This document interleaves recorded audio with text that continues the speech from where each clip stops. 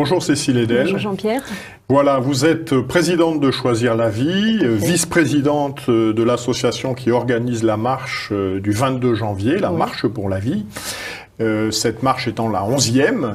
Alors, à quoi ça sert de marcher pour la vie en 2017 ? Alors c'est vrai que c'est souvent une question qu'on nous pose, à quoi ça sert, puisque ça fait quand même maintenant 11 ans que l'on marche pour la vie. Je dirais que moi je n'aime pas trop le mot servir et le mot utile, je préfère le mot fécond. Est-ce que la marche pour la vie est féconde ? Eh bien je dirais oui, elle est féconde, parce qu'on a vu depuis une dizaine d'années, on a vu des jeunes qui se sont de plus en plus mobilisés. Certains étaient il y a 10 ans, avaient 12 ans, on va dire 12 ans, et puis accompagnaient leurs parents sans trop savoir pourquoi.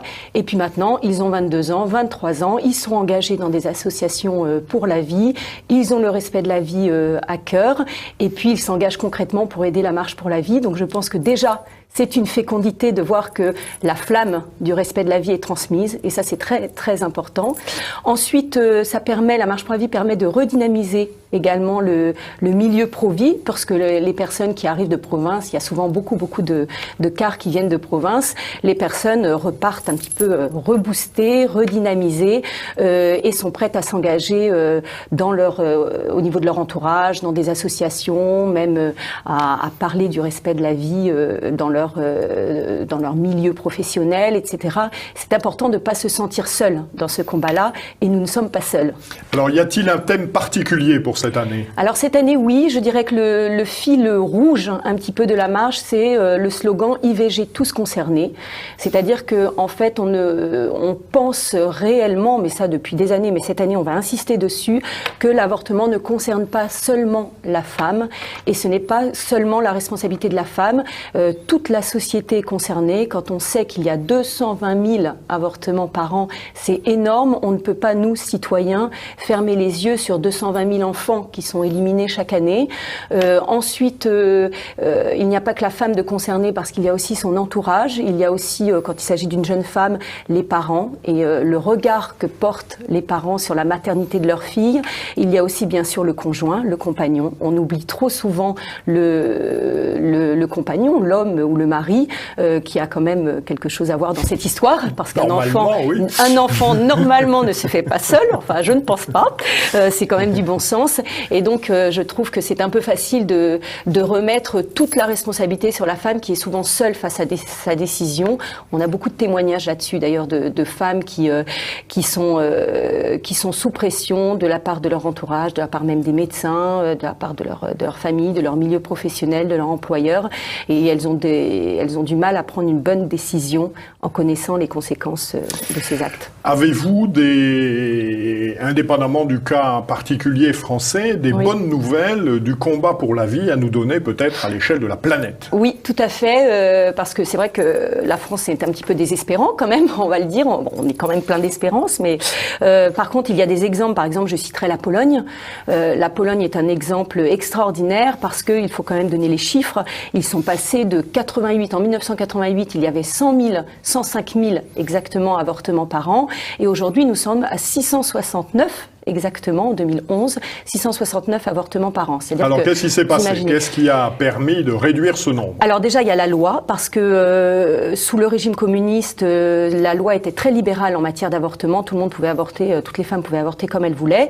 Et maintenant, depuis 1993, avec la chute du régime communiste, la loi est beaucoup plus restrictive. Il n'y a que trois cas d'autorisation pour une femme d'avorter: cas de viol, d'inceste, cas de malformation du fœtus, et puis aussi en cas de danger pour la mère. Donc la loi est beaucoup plus restrictive depuis 1993. Donc ça a contribué à diminuer le nombre d'avortements. C'est aussi, il faut le dire, un pays qui a une forte tradition catholique. Et là aussi, ça contribue quand même à une baisse. Et puis aussi, il y a l'objection de conscience chez les médecins. Et les médecins ont en leur âme et conscience, peuvent refuser un avortement. Il y a beaucoup en Pologne de médecins qui refusent de pratiquer des avortements.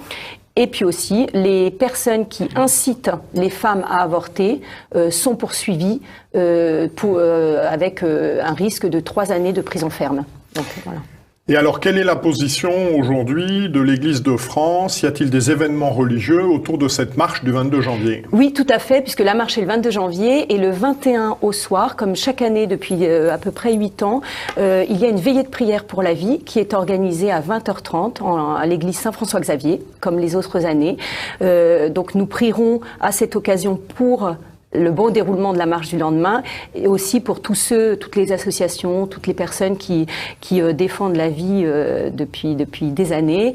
Et puis aussi on priera pour aussi les femmes qui ont avorté ou qui hésitent à avorter. Et puis pour nos dirigeants aussi, pour qu'ils prennent de bonnes décisions.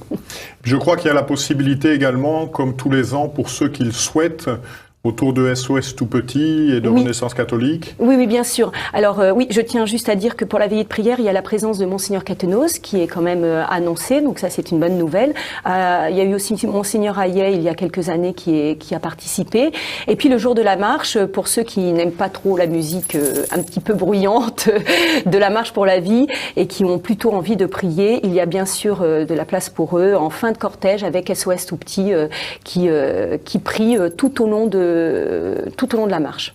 Voilà, donc nous espérons nous retrouver nombreux à cette marche pour la vie. Pouvez-vous nous rappeler le lieu de rendez-vous peut-être et l'heure suivant les éléments dont on dispose aujourd'hui? L'heure, alors c'est à Paris évidemment, l'heure c'est 13h30. On ne sait pas encore où sera le lieu de rendez-vous, ça dépend de l'autorisation de la préfecture de police. Normalement c'est place d'Enfer Rochereau. Après, on vous tiendra au courant, nos sympathisants par Internet et par les réseaux sociaux pour donner plus de précision. Mais c'est 13h30, normalement, place d'Enfer Rochereau. Merci beaucoup. Je vous en prie. Nous nous retrouvons donc le dimanche 15 janvier pour l'émission de Terre de Mission avec nos amis Guillaume de Thieulois et Daniel Amiche.